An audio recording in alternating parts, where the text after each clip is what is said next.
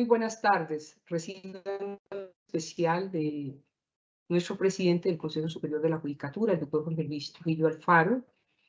y desde luego de todos los magistrados que integran la corporación. En la tarde de hoy continuamos con la segunda videoconferencia referida a la difusión de la sentencia C055 del 2022 con la actividad titulada Modelos de despenalización del aborto, el caso de la C055 de 2022, que estará a cargo de nuestra invitada especial, la doctora Diana Esther Guzmán Rodríguez. Con el fin de continuar con este ciclo de conferencias, hoy tenemos el gusto de contar con la doctora Guzmán Rodríguez, quien es abogada, especialista en Derecho Constitucional, magíster en Derecho de la Universidad Nacional de Colombia y con una maestría en Investigación Sociojurídica y doctora en Derecho de la Universidad de Stanford. Recientemente asumió la dirección de la organización del Centro de Estudios en Derecho, Justicia y Sociedad de Justicia. Además, cuenta con una amplia lista de publicaciones e investigaciones, varias relacionadas con el papel de los jueces constitucionales en la garantía del derecho a la interrupción voluntaria del embarazo. En la conferencia de hoy, la profesora Diana abordará los diferentes modelos de regulación del aborto en el derecho comparado y explicará desde una perspectiva amplia la manera en que la Corte Constitucional determinó que las 24 semanas la interrupción voluntaria del embarazo es libre a solicitud de las mujeres y de las personas gestantes, mientras que en las últimas semanas la conducta continúa parcialmente penalizada conforme a los términos establecidos en la sentencia C355 de 2006. Contamos con el honor de escuchar a una experta en el tema y en el litigio y en la protección de los derechos sexuales y reproductivos de las mujeres, y en esa medida sabemos que será una actividad importante y de primer orden.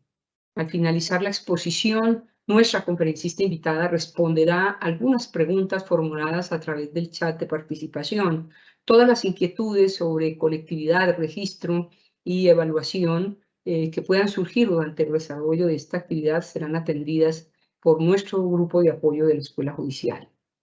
Durante esta conferencia se compartirá en el chat un enlace con el respectivo código para que ustedes puedan registrar su asistencia en plataforma y que sirve para la validación y certificación posterior a quienes desde luego nos acompañen el 100% de esta conferencia. Al concluir la actividad también se habilitará la respectiva evaluación para recibir su valoración, que es muy importante y valiosa para nosotros. Doctora Diana Esther, nuevamente es un gusto tenerla con nosotros. Bienvenida, tiene el uso de la palabra. Buenas tardes. Yo quiero empezar por agradecerle a la doctora María Lucero Novoa, directora de la Escuela Judicial,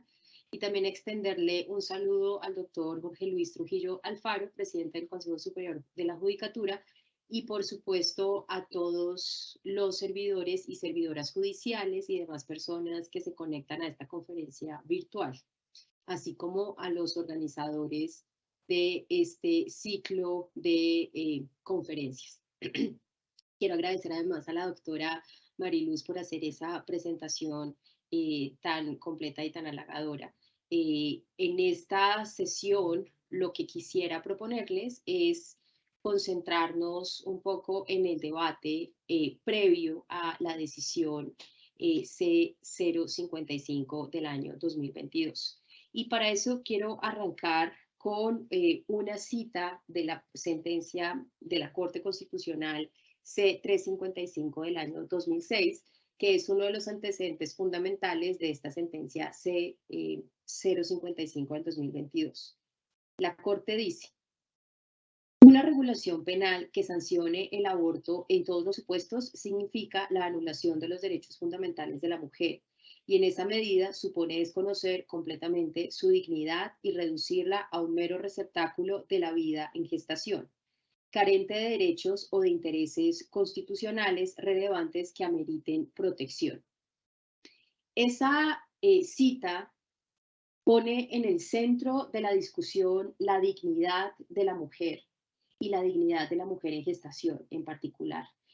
Para decir, hay unos límites constitucionales que tiene el legislador a la hora de determinar cuáles son las conductas que puede penalizar. Esto es, a pesar de que el legislador cuenta con una libertad de configuración legislativa, existen unos límites en la Constitución y en los derechos humanos, incluidos los derechos humanos de la mujer. Y uno de esos límites fundamentales es la dignidad humana de las mujeres gestantes. En ese sentido, es una cita que creo que encapsula muy bien el sentido de la decisión y el sentido de la línea jurisprudencial que la Corte Constitucional ha desarrollado desde el 2006 con la sentencia C-355 y que ha permitido ir creando una especie de modelo progresivo de regulación ampliada de la dignidad y la autonomía de las mujeres en relación con la interrupción voluntaria del embarazo y en general en relación con los derechos sexuales y reproductivos. Lo que quisiera entonces en lo que me queda de tiempo de esta presentación es concentrarme en 3 puntos fundamentales. Lo primero es hablar un poco de los antecedentes de la decisión para luego explicarles brevemente por qué desde Justicia decidimos intervenir en este proceso y cómo intervinimos, cuáles fueron los tipos de argumentos que desarrollamos para al finalizar en una tercera parte de la intervención concentrarme específicamente en cómo esos argumentos se conectan con lo decidido por la Corte Constitucional y hasta qué punto pudieron contribuir a la decisión final. Voy a empezar entonces justamente con algunos de los antecedentes y para eso me quiero remontar a esta decisión C-355, pues es claro que la decisión del año 2022, la C-055, es sin lugar a dudas el resultado de un proceso largo de evolución jurisprudencial. Esa evolución, digamos, se remonta a el inicio mismo de la Constitución de 1991, que incorpora por primera vez dentro del ordenamiento constitucional derechos de las mujeres, distintos derechos de las mujeres, entre ellos la igualdad, el derecho a una participación igualitaria y en general varios de estos derechos que han sido fundamentales para que la Corte Constitucional pueda profundizar en las garantías efectivas para estos derechos. Sin embargo, esa misma, Carta Constitucional no incorporó explícitamente los derechos sexuales y reproductivos. Y esto, creo yo, en mi lectura, llevó a que las primeras decisiones de la Corte Constitucional en relación con la penalización del aborto contenían el artículo 122 del Código Penal, lo hubiesen llevado a decir, este tipo penal se ajusta a la Constitución. En una primera decisión en la que el actor le pedía que declarara la inconstitucionalidad del aborto, del delito de aborto, no por derechos de las mujeres, sino porque era igual a un homicidio, es decir, tendrían las mujeres que abortan que pasar o que recibir la misma sanción que quien comete un homicidio. Lo que dijo la Corte es, no, esta es una sanción menor que en relación con el delito de homicidio y tiene sentido dentro del margen de configuración que tiene el legislador. Cuando llega el momento de decidir en el 2006, una demanda presentada por Women's Link Worldwide y por la abogada Mónica Roa, pero apoyada por otras organizaciones también, la Corte lo que dice es, sí, es cierto, yo ya me había pronunciado de fondo sobre la constitucionalidad del artículo 122 del Código Penal, pero resulta que las condiciones normativas han cambiado. Y las condiciones normativas, el contexto normativo en el cual debo tomar la decisión hoy en el 2006 está muy marcado por cambios importantes en el derecho internacional. ¿Qué es lo que encontró la Corte en el derecho internacional y en el derecho comparado? Primero, en el derecho internacional de los derechos humanos, identificó el fortalecimiento progresivo de estándares internacionales en materia de protección de los derechos sexuales y reproductivos de las mujeres. Y esos derechos sexuales y reproductivos de las mujeres, en la medida en que se habían ido configurando a nivel internacional a través de decisiones de los comités como el comité de la CEDAW, pero también de otros elementos de soft law y de otros tipos de documentos, le llevaron a la Corte a decir, hoy los criterios que debo tener en consideración para tomar mi decisión sobre si esta norma, el artículo 122 del Código Penal, es constitucional o no, han cambiado. Y debo tener en cuenta no solamente la protección de la vida, sino la protección de los derechos de las mujeres y en particular de los derechos sexuales y reproductivos y la forma como la protección de esos derechos contribuye a garantizar la dignidad y la autonomía de las mujeres. Y en ese sentido, entonces, la Corte encontró que el delito de aborto, a pesar de que en principio el legislador podía crearlo por la libertad de configuración legislativa, realmente tenía inserta una tensión entre principios constitucionales. Por una parte, el principio de la vida y por el otro, los principios consagrados en esos derechos de las mujeres. Y al respecto, entonces, le dedicó una buena parte de esa decisión a establecer, entonces, cómo debía entenderse la protección del principio de la vida. Y al respecto, también me voy a permitir citar una parte muy breve de esa decisión. Dijo, conforme a lo expuesto, la vida y el derecho a la vida son fenómenos diferentes. La vida humana transcurre en distintas etapas y se manifiesta en distintas formas, las que a su vez tienen una protección jurídica distinta. El ordenamiento jurídico, si bien es verdad que otorga protección al nasciturus, no le otorga el mismo grado de intensidad que a la persona humana.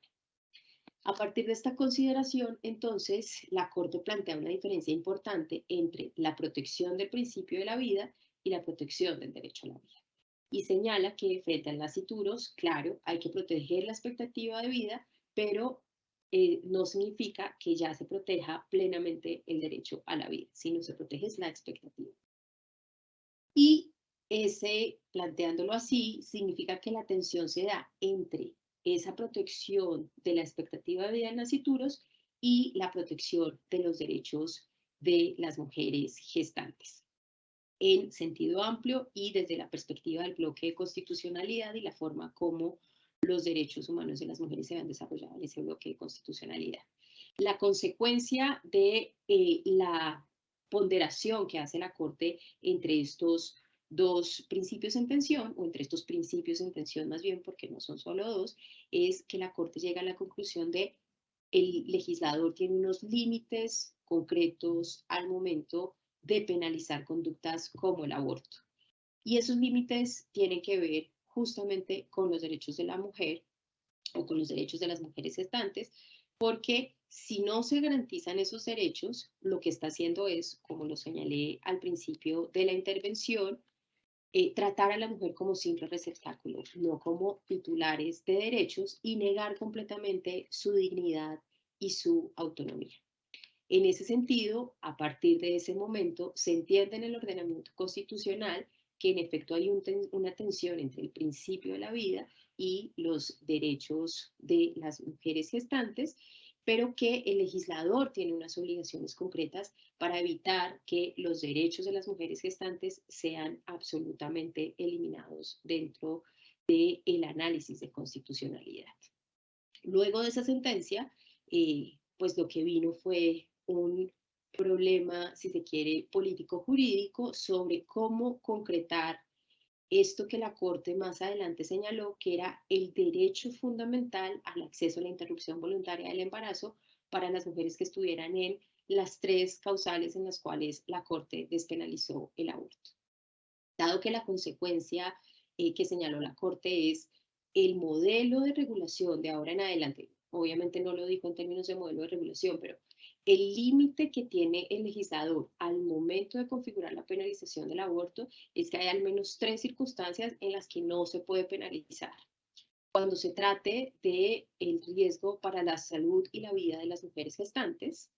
cuando se trate de una malformación incompatible con la vida extrauterina del nasciturus y cuando se trate de un embarazo que es el resultado de alguna forma de violencia sexual que haya afectado la autonomía de quien,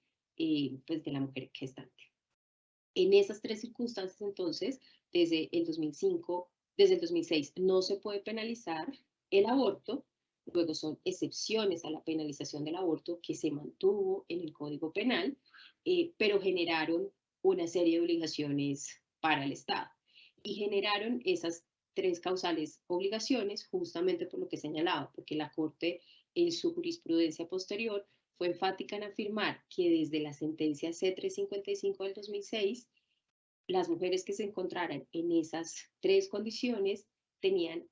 no solamente la posibilidad, sino el derecho fundamental de acceder a la interrupción voluntaria del embarazo. El modelo entonces que se creó ahí fue un modelo interesante en el que se mantuvo la penalización, pero se aseguró un ámbito en el que la interrupción voluntaria del embarazo es y debía ser tratado como un derecho fundamental de las mujeres. Las consecuencias de este modelo, pues, fueron muy importantes para las mujeres, porque a partir de ese momento, muchas mujeres que se encontraban en algunas de estas tres causales adquirieron la posibilidad de acceder a una interrupción voluntaria del embarazo legal y segura, o por lo menos, digamos, esa era la idea, tenían ya esa posibilidad de hacerlo. ¿Qué fue lo que ocurrió en la práctica? Lo que ocurrió es que la regulación no era del todo clara y se generaron una serie de problemas que evitaron que las mujeres, teniendo el derecho de acceder a la interrupción voluntaria del embarazo, pudieran efectivamente acceder a los mecanismos necesarios para llevar a cabo esta interrupción del embarazo. Nosotros desde Justicia, y esto me lleva al segundo punto de mi intervención, decidimos entrar al debate constitucional sobre que llevó finalmente a la decisión C-055 del año 2022, porque desde el mismo momento en el que salió la sentencia del 2006, nosotros empezamos a hacerle seguimiento a la forma como se estaba implementando esa decisión. Nos pusimos a través de distintas investigaciones, ver qué era lo que estaba pasando con esas mujeres que, teniendo el derecho de acceder a la interrupción voluntaria del embarazo, no podían hacerlo. O si sí podían hacerlo, en qué condiciones podían hacerlo. Eso nos llevó a producir varios estudios y varias investigaciones en relación a este tema que confluían en un hallazgo fundamental. Y ese hallazgo es que las mujeres que estaban en alguna de las tres causales establecidas por la Corte en la sentencia del 2006, pero desarrolladas además en sentencias posteriores de tutela, estaban enfrentando múltiples barreras de acceso a la interrupción voluntaria del embarazo. Y decidimos llamarlas barreras utilizando una metáfora que es muy usada cuando se analizan los problemas de acceso a la administración de justicia, porque nos dimos cuenta que en el fondo era similar, podíamos usar una metáfora similar en la medida en que se trataba de un derecho al que se esperaba que las mujeres pudieran tener acceso, pero que habían distintos factores que en el camino evitaban el acceso efectivo a ese derecho de manera oportuna, segura y respetuosa de los derechos de las mujeres. Entre esas barreras, pues nosotros logramos identificar, no me voy a detener en ellas, puedo luego hablar un poco más durante las preguntas sobre ejemplos más específicos de barreras, pero encontramos que había unas que venían de la regulación misma, o mejor, de la falta de regulación por parte del Estado, porque en efecto, a pesar de que el Ministerio de Justicia, de Salud del momento, decidió sacar un decreto regulando los elementos necesarios para la implementación de la sentencia del 2006. Ese decreto fue mandado ante el Consejo de Estado muy rápidamente y fue declarado nulo, con un argumento constitucional muy importante, y es que, dado que los temas de interrupción voluntaria del embarazo eran temas de derechos humanos, no podían ser regulados mediante un decreto, sino que estaban sometidos a reserva de ley estatutaria. En ese sentido, pues el gobierno no era el llamado a regular los elementos necesarios para la implementación de la sentencia y para garantizar los derechos de las mujeres gestantes en esas tres condiciones, sino que tenía que hacerse a través de una ley. El Congreso, dado que no reguló durante mucho tiempo, pues lo que se presentó fue una situación en la que la regulación de la interrupción voluntaria del embarazo estuvo básicamente concentrada en las decisiones de la Corte Constitucional. Decisiones que en buena medida simplemente enfatizaron la sentencia C355 del año 2006, pero que en todo caso a través de casos de tutela precisaron elementos como los requisitos que las mujeres debían cumplir para acceder a la interrupción en cada una de las tres circunstancias en las que la interrupción voluntaria del embarazo estaba despenalizada. A pesar de que nosotros argumentamos siempre que las sentencias serán una regulación suficiente y clara para poder garantizar el acceso a la interrupción voluntaria del embarazo, en la práctica, para los prestadores, eso no necesariamente es así. Es decir, eh, para gente que es versada en asuntos jurídicos y constitucionales,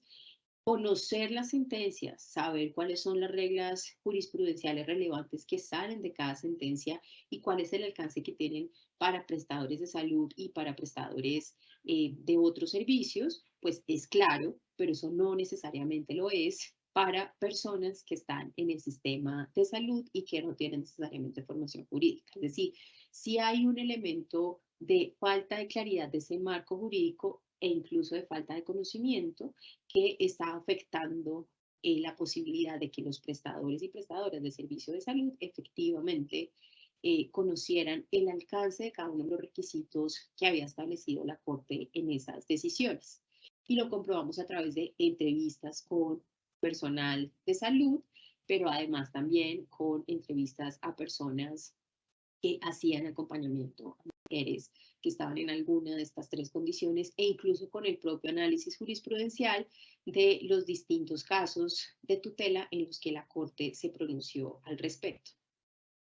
Esa era una barrera normativa, pero existían también otro tipo de barreras, por ejemplo, como el propio funcionamiento y diseño del sistema de seguridad social en salud. ¿Por qué? Porque la forma como se estableció que se podía dar el acceso a la interrupción voluntaria del embarazo fue fundamentalmente a través de procedimientos médico-quirúrgicos que requerían la intervención de cierto nivel de especialidad. Especialidades que no están necesariamente en todos los territorios y a los cuales no tenían necesariamente acceso todas las mujeres. No se incluyó dentro de las posibilidades para llevar a cabo la interrupción voluntaria del embarazo, por ejemplo, los medicamentos como el misoprostol y la mifepristona, que ya había para ese momento también evidencia científica importante y además pronunciamientos de la OMS que eran seguros y recomendables en este tipo de procedimientos. Ahí de hecho hubo algunas tensiones durante algún tiempo para que fuese reconocido el misoprostol como parte de los medicamentos que podían ser utilizados para la práctica de la interrupción voluntaria del embarazo. Además, pues existían, por supuesto, prácticas culturales, sociales, geográficas y económicas. Y en esas quisiera detenerme un poco más, porque además del estigma y además de la falta de información suficiente sobre la existencia del derecho a acceder a la interrupción voluntaria del embarazo de las tres causales establecidas por la Corte, lo cierto es que muchas mujeres, en particular las mujeres más empobrecidas, las mujeres racializadas, las mujeres que vivían muy lejos de los cascos urbanos y muy lejos de los centros de atención en salud que podían prestar el servicio o los servicios de interrupción voluntaria del embarazo, pues se veían enfrentadas a una dificultad importante para poder acceder de manera oportuna a esa interrupción voluntaria del embarazo. Y ahí el tema de la oportunidad adquiere un matiz particularmente relevante, porque es que para que se pueda asegurar que se garantiza ese derecho de acceso a la IVE o a la interrupción voluntaria del embarazo, es muy importante que se haga dentro de tiempos cortos, justamente porque el embarazo es una cuestión de 9 meses. Nos encontramos con casos, por ejemplo, en los que niñas, mujeres muy jóvenes, se daban cuenta del embarazo cuando ya estaban en una etapa muy avanzada, y luego no sabían de la existencia del procedimiento. Cuando finalmente se enteraban, no tenían acceso rápido a los mecanismos y a los centros de salud y a los prestadores de servicio de salud que debían estar disponibles para ellos, y el resultado era, se pasaba el tiempo y ya les decían, no, acá no hay lugar al acceso a la interrupción voluntaria del embarazo, ya no lo vamos a hacer. En este tema, pues jugó un papel muy importante también uno de los debates centrales que ha habido en torno a la interrupción voluntaria del embarazo, y es el de el papel de la objeción de conciencia en esta práctica. Y digo que es uno de los debates más importantes porque Colombia tiene un sistema de salud en el que los prestadores de servicios de salud que tienen un componente religioso o que tienen una afiliación religiosa siguen teniendo un papel muy importante. En las grandes ciudades, pero también en algunos municipios, quienes prestan, las entidades que prestan ese servicio o esos servicios que se requerían para la interrupción voluntaria del embarazo, pues tenían afiliaciones religiosas, pertenecían o están relacionados con órdenes religiosas. Y ahí surgió el debate sobre si era posible que los prestadores de servicio de salud objetaran conciencia y cuáles eran las condiciones bajo las cuales la objeción de conciencia podía ser efectivamente invocada. En ese sentido, la Corte desarrolló una jurisprudencia en la que admitió que la objeción de conciencia, por supuesto, es un derecho fundamental y es un derecho fundamental de las personas. Luego, las personas individualmente consideradas, médicos, médicas, enfermeras, podían objetar conciencia, pero ahí incorporó algunas limitaciones importantes. Por ejemplo, señaló, en primer lugar, que quienes podían objetar conciencia en relación con la interrupción voluntaria del embarazo eran las personas directamente involucradas en la prestación del servicio. Eso es lo primero. A nivel individual sí, pero, y aquí viene el segundo elemento de esa línea jurisprudencial, a nivel institucional, estableció la Corte Constitucional, no se puede objetar conciencia.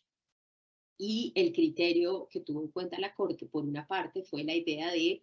la objeción de conciencia es un derecho de las personas individuales, no se puede predicar respecto de las personas jurídicas, pero además, dado que estamos en un sistema de salud que depende tanto de prestadores de servicio de salud con afiliaciones religiosas, pues sería muy difícil poder compatibilizar la garantía de la dignidad y autonomía de las mujeres y en general de los derechos sexuales y reproductivos de ellas con la prestación o con la posibilidad de una objeción de conciencia institucional. Y con esas subreglas, hay otras posibles, pero quisiera resaltar esas dos. Entonces, la Corte se movió hacia la idea de hay objeción de conciencia, pero no institucional. Aún así, los prestadores de servicio de salud, muchos de ellos muy importantes en algunas ciudades, decidieron objetar conciencia independientemente de las consecuencias que eso tuviera para ellos, porque era un elemento fundamental en su configuración. Y esto también contribuyó a ser una de las causas o uno de esos factores que podríamos denominar barreras de acceso a la interrupción voluntaria del embarazo. En un contexto así, entonces, nosotros lo que identificamos y lo que vimos es, claro,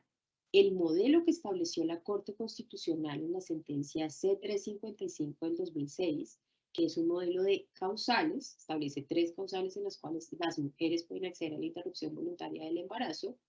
es un avance muy importante porque pretende compatibilizar la protección de la expectativa de vida en nasciturus con la protección de los derechos sexuales y reproductivos de las mujeres y con la dignidad y autonomía de ellas, de las mujeres gestantes, y en ese sentido es muy importante a nivel constitucional, pero en la práctica tiene límites concretos. Y esos límites concretos se ven verificados en la existencia de barreras de acceso a la interrupción voluntaria del embarazo. Esas prácticas, y en esto quiero insistir porque es un tema muy importante que también la Corte retoma en su decisión, y es no afectan de la misma manera a todas las mujeres. En el fondo, quienes se ven más afectadas por esas barreras son las mujeres empobrecidas, las mujeres que viven lejos de centros urbanos, las mujeres campesinas, las mujeres con cierta pertenencia étnica. Y esto entonces nos llevó a decir, bueno, acá podemos intervenir y deberíamos intervenir justamente alertando y dando algunos elementos que le permitan a la Corte dimensionar cómo están funcionando estas barreras de acceso a la justicia, perdón, de acceso a la interrupción voluntaria del embarazo, y eso qué consecuencias entonces debería tener para poder digamos, en materia constitucional. Y ahí nuestro argumento, después de presentar un resumen de las barreras de acceso a la interrupción voluntaria del embarazo que identificamos a través de distintas investigaciones, es una de las barreras más importantes que logramos identificar, tanto a nivel normativo como práctico, se deriva del modelo mismo, del hecho de que persista, por una parte, la criminalización del aborto, la criminalización contenida en el artículo 122, y por la otra, la idea de que es en algunas circunstancias un derecho. Y eso es así porque a pesar de que se diga que es un derecho, sigue habiendo el estigma asociado con es un delito. Y ese argumento nos permitió afirmar que este modelo que estableció la Corte en el año 2006, a pesar de los avances que representó y a pesar de que su finalidad era proteger adecuadamente los derechos de las mujeres, realmente terminó siendo una fórmula que estaba creando un déficit de protección constitucional. Un déficit de protección constitucional para esas mujeres que estaban en las tres condiciones en las cuales la Corte había despenalizado el aborto, pero que estaba afectando de manera significativa, sobre todo, a las mujeres más pobres y a las mujeres en condiciones de vulnerabilidad. Y por distintas razones, incluidas las razones étnicas y geográficas. Visto así entonces, y esto me lleva a la tercera parte de esta presentación, lo que le dijimos a la Corte es, bueno, además de que, dado que existen estos límites del modelo, aquí hay otras posibilidades. Aquí hay otras posibilidades de regulación del caso, teniendo en cuenta que el legislador no ha hecho hasta ahora un esfuerzo por suprimir esas barreras de acceso a la interrupción voluntaria del embarazo y garantizar adecuadamente los derechos de las mujeres en general, de las mujeres gestantes en general. Y ahí entonces lo que hicimos fue presentarle a la Corte lo que consideramos son tres modelos de regulación de la interrupción voluntaria del embarazo a nivel comparado. El primer modelo es justamente el modelo de causales, es decir, lo que en muchos países se ha hecho es mantener la penalización, pero establecer una serie de causales en las cuales esa penalización no se aplica, en las cuales hay una despenalización. Ese, digamos, si lo ponemos en términos penales, se llamaría el modelo de despenalización parcial del aborto. Si lo ponemos en términos de acceso, es un modelo de causales. Causales porque son ellas las que permiten el acceso a la interrupción voluntaria del embarazo. En general, entre los distintos países existen distintas causales, pero las tres que existían en Colombia, la de salud y vida de las mujeres, malformaciones incompatibles con la vida extrauterina del nasciturus y violencia contra las mujeres, es decir, que el embarazo fuese resultado de algún hecho de violencia, como violación, inseminación artificial no consentida, esas tres causales son, digamos, como de las más comunes. No todos los países tienen las mismas tres causales, pero una mezcla y una combinación de ellas con algunos límites y matices hacen parte de esas existentes en otros países. Ahora, al lado de ese modelo de causales, tenemos un modelo de plazos.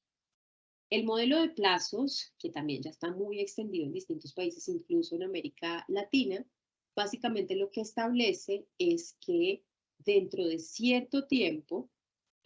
generalmente dentro de ciertas semanas, el acceso a la interrupción voluntaria del embarazo debería ser libre. Y después de cierto tiempo, con algunas restricciones o no. Lo importante es, hay un término dentro del cual el acceso es absolutamente libre y debería ser absolutamente libre como parte del ejercicio de la autonomía. Ese modelo en general está muy inspirado en la forma como la Corte Suprema de los Estados Unidos lo estableció a mediados del siglo pasado en una decisión que se acaba de caer, que acaba de ser retrotraída por la Corte Suprema de Justicia de ese país, pero que básicamente lo que intentaba hacer era compatibilizar la protección del derecho, o no del derecho, del principio de la vida con la protección de los derechos de las mujeres a través de un sistema de plazos. Junto a esos dos modelos, que son claramente los más extendidos a nivel comparado, hay un tercer modelo, que es un modelo emergente, que se está empezando a desarrollar en algunos países y estados más bien pequeños, como en el estado de Nueva York, en Estados Unidos o como en Australia. Y es la idea, bueno, y ya en Canadá existía hace un tiempo, y es el modelo de despenalización total con regulación sanitaria.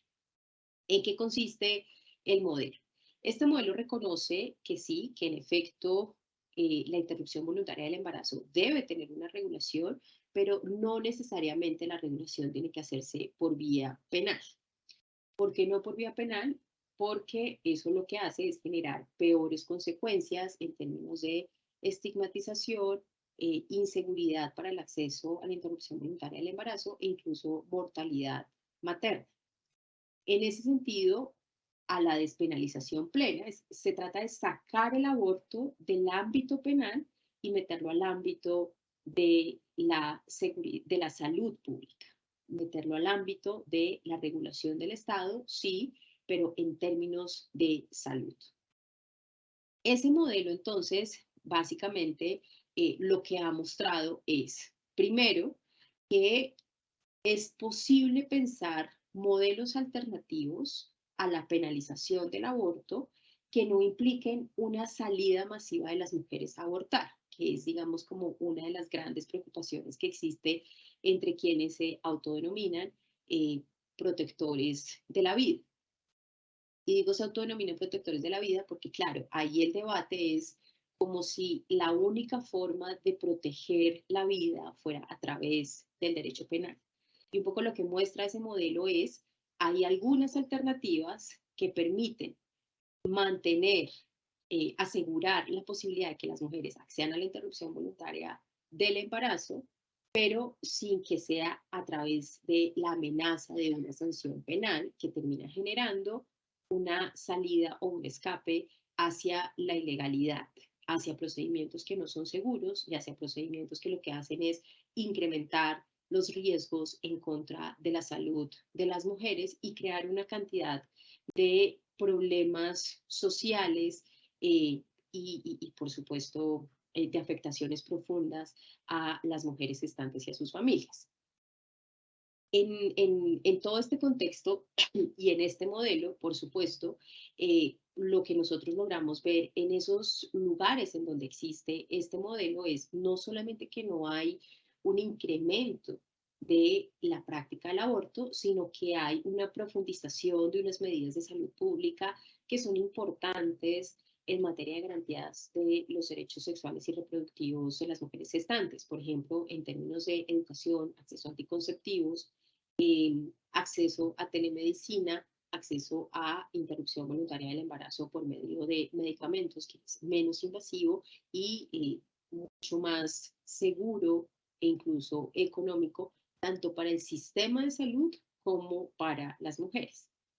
Y además, esto es compatible también con la posibilidad de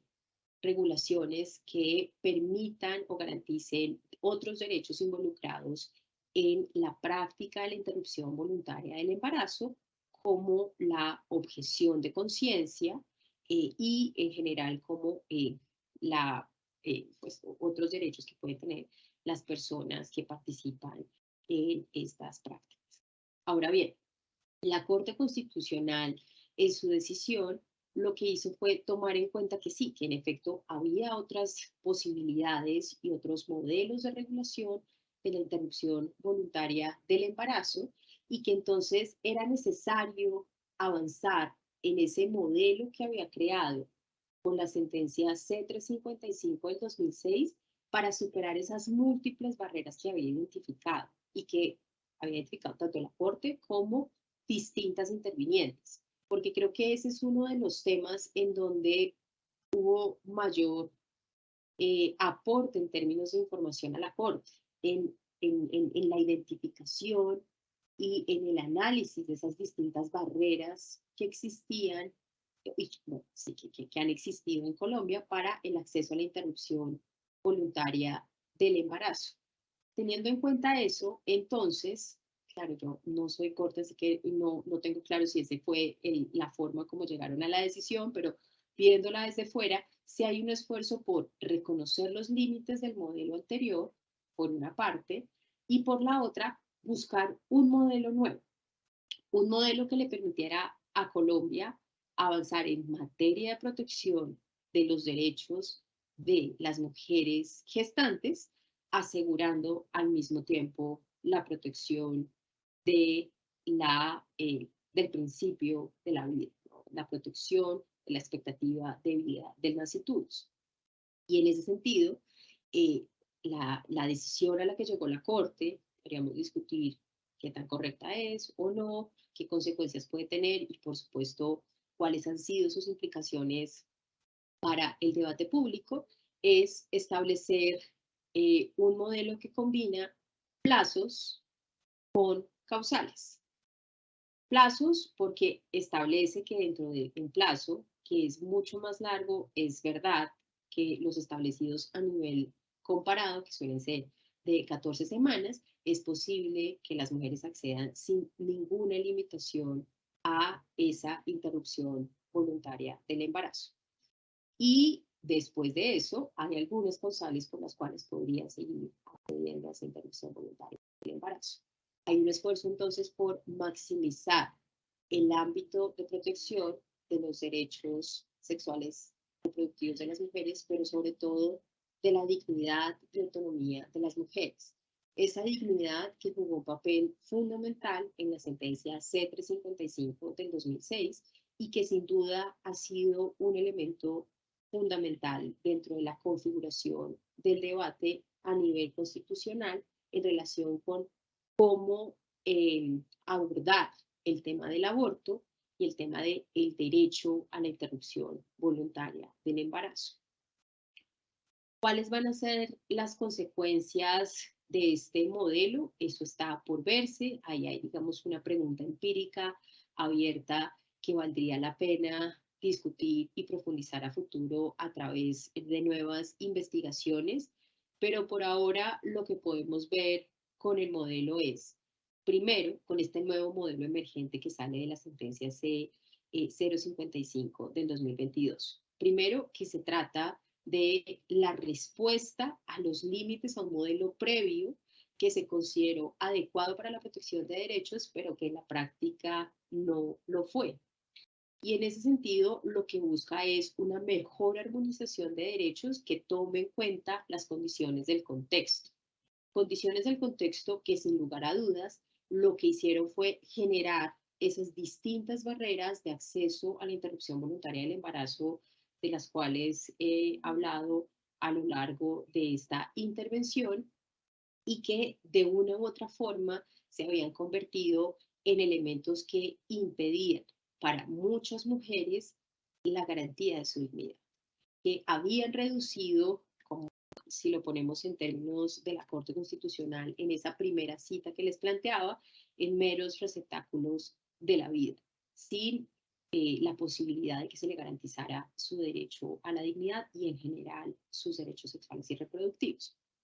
Y en ese sentido es desde ahí, desde donde uno puede entender un poco mejor por qué entonces este nuevo límite que establece la Corte. Y es justamente, como yo lo leo al menos, pero pues acá podemos discutirlo, como una forma de asegurar que esas barreras ya no iban a ser más un problema para el acceso efectivo de las mujeres a la interrupción voluntaria del embarazo. Que incluso si una mujer vivía muy lejos del centro de salud, bueno, de los centros médicos en donde podían acceder a los medicamentos, ya no a los medicamentos, a los procedimientos médicos, si no tenía la información, si había muchas barreras familiares, culturales, estigma, en todo caso, a pesar de todo eso, pudiera acceder a la interrupción voluntaria del embarazo. Esto, por supuesto, no significa que el ideal, que el resultado ideal de este proceso y de este nuevo modelo sea que las mujeres deban acceder a la interrupción voluntaria del embarazo o que accedan a la interrupción voluntaria del embarazo en una etapa muy avanzada de la gestación. Por el contrario, creo que la idea del modelo es reconocer las condiciones del contexto y generar una mejor regulación que permita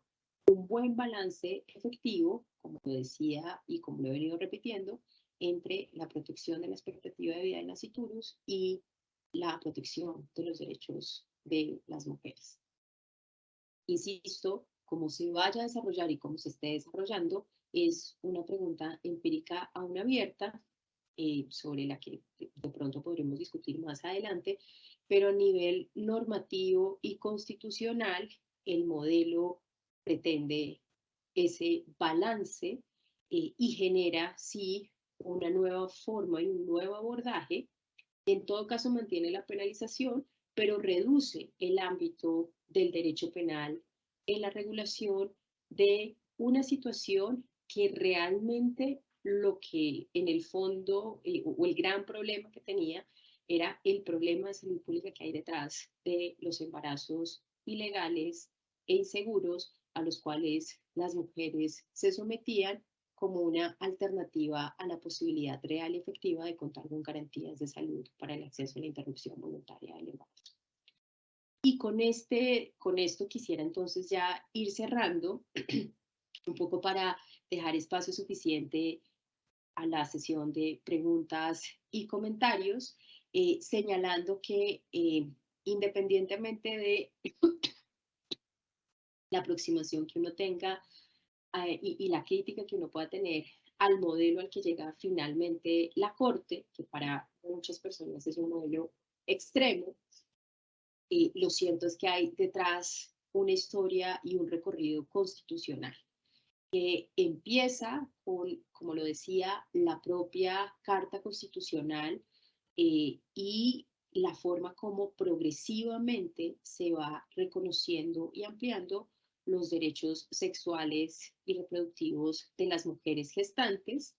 en un esfuerzo por reconocer las tensiones que se pueden generar en situaciones como el aborto frente a la protección de la vida, pero también reconociendo la importancia y la centralidad en nuestro ordenamiento constitucional de la dignidad y de la autonomía.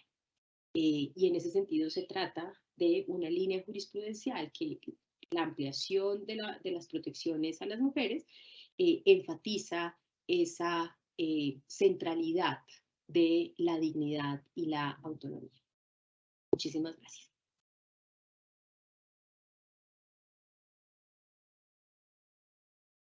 acá no sé cómo funcionan las preguntas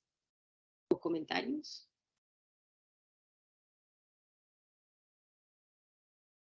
Doctora Mari Lucero. Muchas gracias, doctora Esther, por su muy importante y clara disertación en torno a este tema tan interesante y tan sensible. Vamos al fragmento de preguntas, doctora Guzmán. Desde una perspectiva compartida, la determinación de la Corte Constitucional sobre el límite temporal de las 24 semanas cuenta con equivalentes internacionales. La verdad es que la mayoría de los modelos que han optado, la mayoría de los países que han optado por el modelo de plazos se han decantado por un plazo de 14 meses. Esa es una de las razones por las cuales esta decisión ha sido criticada diciendo 14 semanas, diciendo 24 semanas es mucho más de lo que a nivel comparado existe. Ese es uno de los temas que definitivamente han generado más debate y que genera dudas frente a el modelo mismo. Ahora, ¿qué es lo que pasa? La idea de las 14 semanas tampoco es que tenga un claro asidero biológico o digamos, no es que necesariamente descanse en evidencia médica abrumadora. Aquí creo que el criterio de las 24 semanas descansa mucho en las condiciones contextuales colombianas y la forma como la Corte vio y analizó que se estaba dando el proceso de acceso a la interrupción voluntaria del embarazo. Doctora Guzmán, en el lapso que pasó entre la sentencia 355 de 2006 y la sentencia C55 de 2022, ¿operó algún cambio en el derecho internacional de los derechos humanos de las mujeres relacionado con el reconocimiento del derecho a la interrupción voluntaria del embarazo entre esta C355 y la C055? Esa es una muy buena pregunta. En efecto, sí hay más decisiones que profundizan y reconocen las garantías en relación con los derechos sexuales y reproductivos. Entre ellas hay, por ejemplo, una decisión del comité DESC, bueno, una de las observaciones generales en donde dice ninguna mujer debería ir a la cárcel por abortar, ¿no? Que es uno de los resultados de que exista el delito de aborto, que las mujeres pueden ir a la cárcel por abortar, incluso estando dentro de alguna de las causales establecidas dentro de la despenalización parcial del aborto. Así que uno podría decir, sí, en efecto, desde la C355 del 2006 hasta esta sentencia del 2022 ha habido una mayor profundización una mayor consolidación a nivel internacional de los estándares internacionales que protegen los derechos sexuales y reproductivos, incluido la idea de que aparece esta fórmula de ninguna mujer debería ir a la cárcel por abortar. Esto, pues creo, sí genera, no hubo como un cambio significativo en la orientación de los estándares, pero sí cada vez más estándares y cada vez más decisiones que fortalecen la idea de hay que proteger los derechos sexuales y reproductivos de las mujeres. Doctora Dianester, ¿qué medidas legales existen de carácter no penal para la protección del no nacido?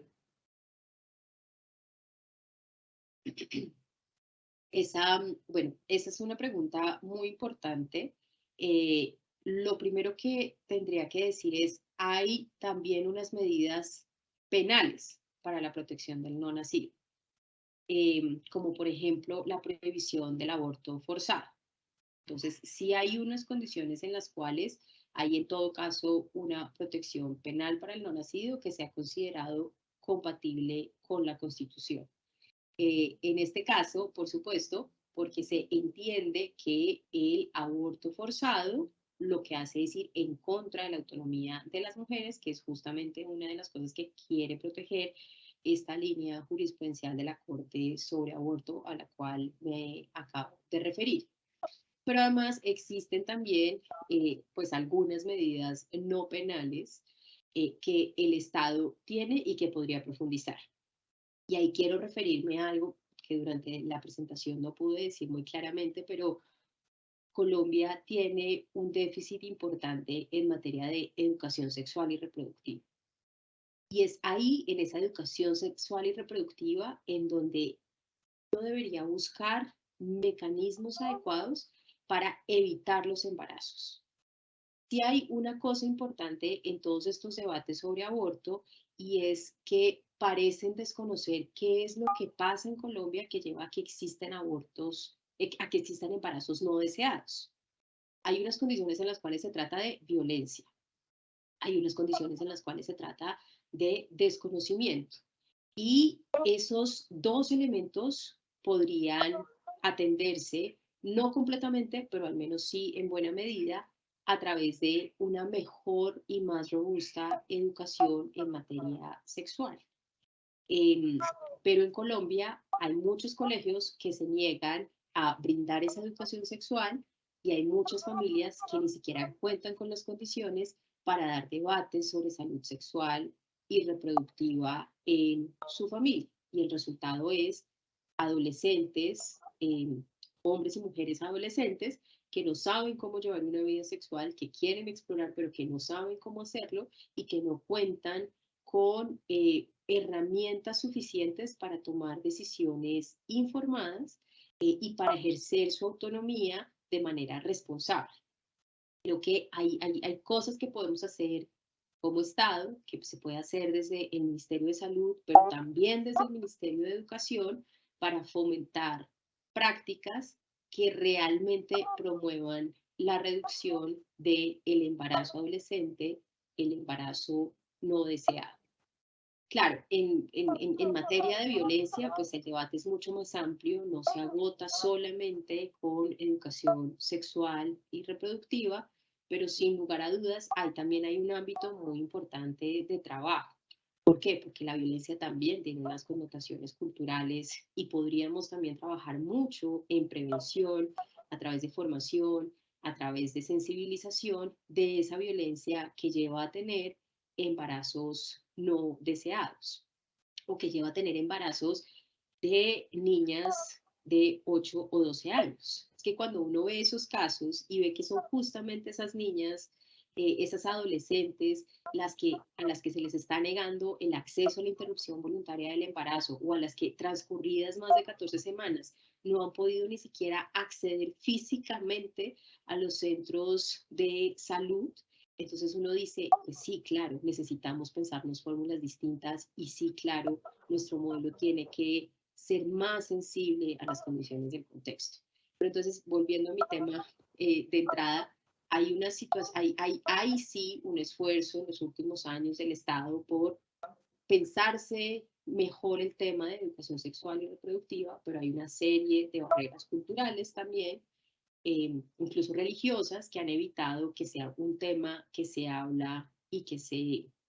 articula adecuadamente a políticas públicas sólidas, robustas, que realmente permitan evitar los embarazos no deseados. Yo creo que la mejor política frente al aborto empieza ahí, empieza en la prevención misma, porque entonces si ya no tenemos esos embarazos no deseados, pues el nivel de influencia de la decisión de aborto pues va a ser mucho más reducido porque las mujeres que quedan finalmente embarazadas es en su mayoría porque lo desearon y porque fue una decisión libre, informada y responsable. Pero ahí nos falta la protección de la expectativa de vida del nasciturus, empieza incluso desde la educación, incluso desde la educación en democracia y una educación laica que permita discutir temas sobre salud sexual y reproductiva. Y eso lo conecto, y ya para finalizar esta pregunta que me extendí un poco, con el tema de acceso a anticonceptivos. Porque también seguimos en una cultura en el que no hay un acceso adecuado a anticonceptivos por distintas razones, culturales, religiosas, pero incluso por la falta de una educación adecuada en materia de salud sexual y reproductiva. Muy importante, doctora. El problema de la educación determina el desarrollo y la comprensión de muchos temas. Como usted dice, nuestro país es muy marcado por lo cultural, por lo religioso, sin duda alguna. Doctora Guzmán, yo quiero aprovechar su experticia y no la quiero dejar ir porque quiero preguntarle dos cositas más. El público por aquí nos escribe a través del chat. Me preguntan, ¿cómo está Colombia en materia de legislación y jurisprudencia frente a otros de la región en este tema tan sensible?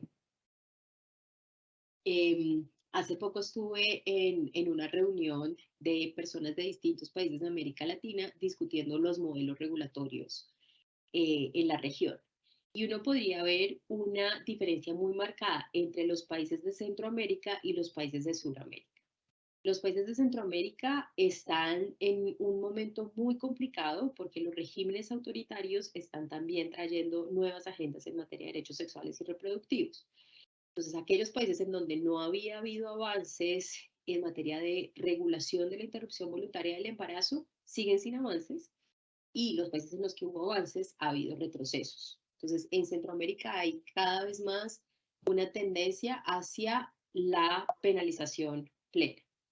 del aborto. Esto sin matices, por supuesto, hay algunos matices, pero muchos países de Centroamérica tienen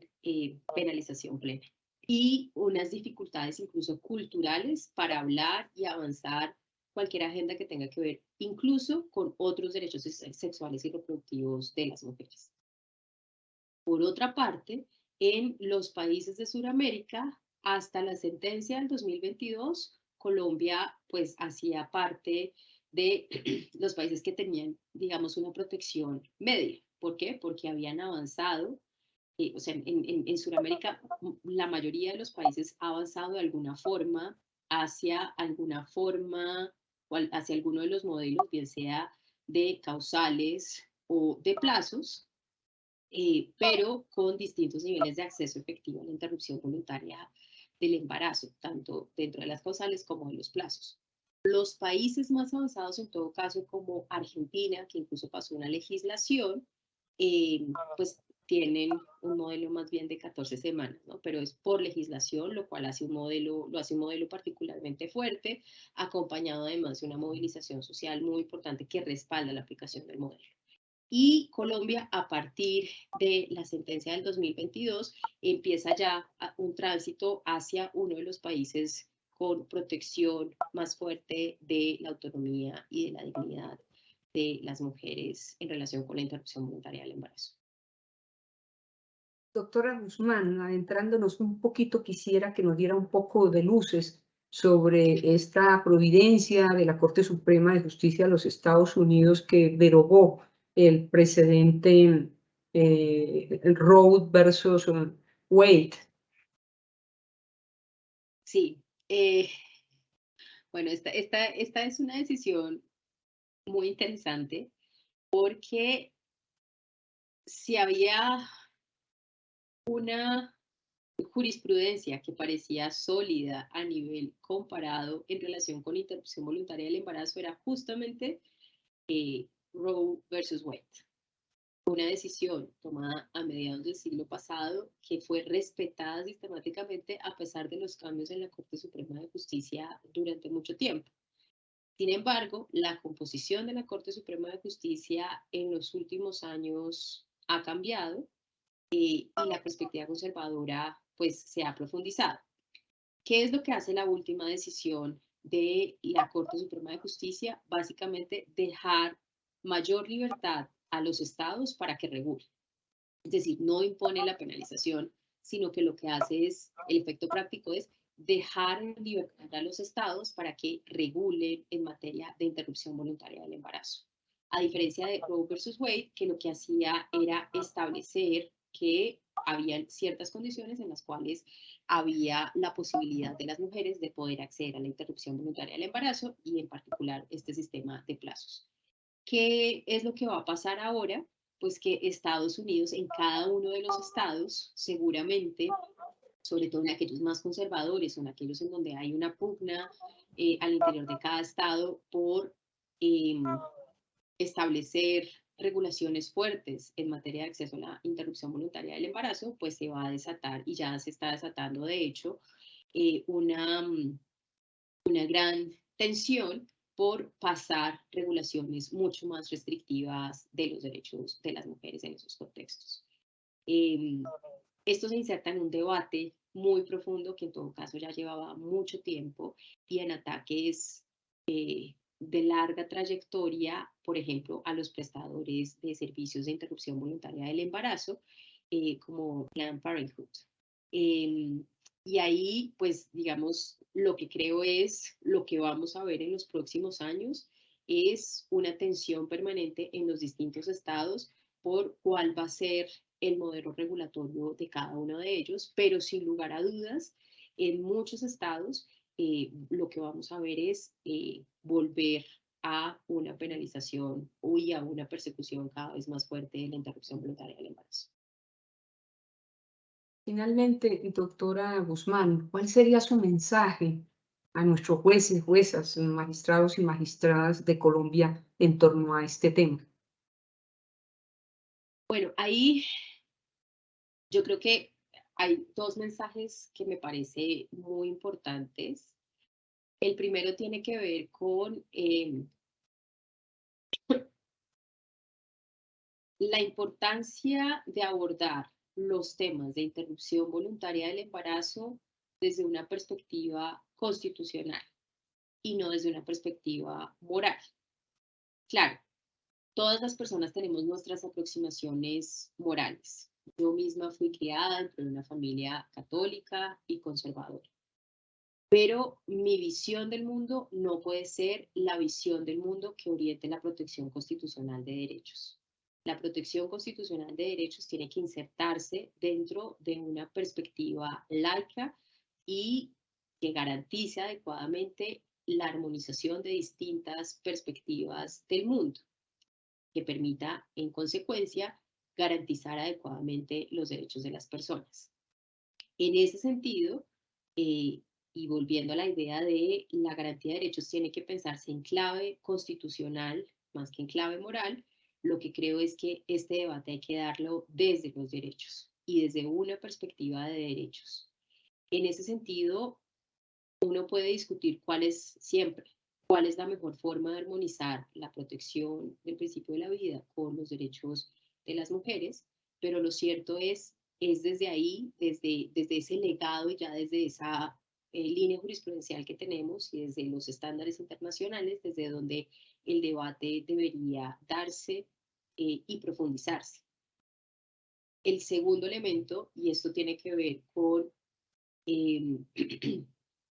la constatación de que después de la sentencia del 2006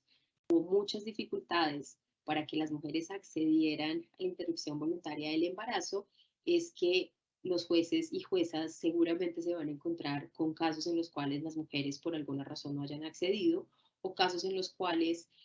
las mujeres sean penalizadas, perseguidas o estigmatizadas. Ahí puede llegar por tutela o puede llegar incluso casos penales. Y en esos casos creo también hay un mensaje muy importante de sensibilizarnos frente a la situación de estas mujeres. Porque cuando una mujer decide abortar, seguramente no lo está haciendo como una forma o como un método anticonceptivo y sin ninguna preocupación por la vida en formación que lleva. Lo está haciendo seguramente porque hay un drama de por medio y porque hay una preocupación significativa por las consecuencias que va a tener este embarazo en su vida. Entonces, creo que sí hay una necesidad de sensibilizarnos sobre los dramas humanos que hay detrás de las mujeres que acceden a la interrupción voluntaria del embarazo, pero sobre todo sobre la situación de salud pública. Y es, todos estos temas de aborto deben también verse no solamente desde una perspectiva constitucional, sino una perspectiva de salud pública. Y en esa perspectiva de salud pública es definitivamente para un Estado democrático mucho más costoso desde el punto de vista de garantía de derechos y desde el punto de vista incluso económico someter a las mujeres a una situación en la que no puedan acceder a la interrupción voluntaria del embarazo de manera legal, oportuna, económica y segura, y deban irse a buscar mecanismos alternativos que las lleven a la clandestinidad, a la inseguridad y seguramente a la muerte, o posiblemente a la muerte. Entonces, con esos dos elementos de pensar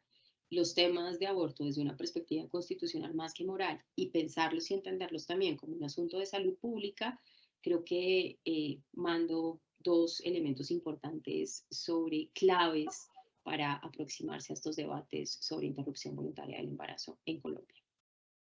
Nuestro agradecimiento especial a la doctora Diana Esther Guzmán, quien con su conocimiento y tosuda experiencia nos ha ilustrado sobre el contenido y fundamentos de la sentencia C055 de 2022 y desde luego una mirada comparada e internacional de esta. Sin duda alguna no basta estar convencido, hay que ser convincente y en esa medida la garantía del derecho reconocido a las mujeres y personas gestantes requiere profundización, como usted bien lo manifestó a lo largo de su disertación, en el derecho internacional y constitucional en estos temas tan sensibles y tan trascendentales para las mujeres y sus derechos fundamentales. Por supuesto, estos argumentos, todo este conocimiento, estas disertaciones, como usted bien decía, requieren del conocimiento y la profundización de nuestros jueces y juezas para tomar unas decisiones adecuadas. Gracias a todos los servidores y servidoras judiciales que se conectaron a nuestra conferencia virtual. Muchas gracias a todos y a todas por su participación y, por supuesto, a nuestra invitada especial, la doctora Guzmán. Feliz tarde.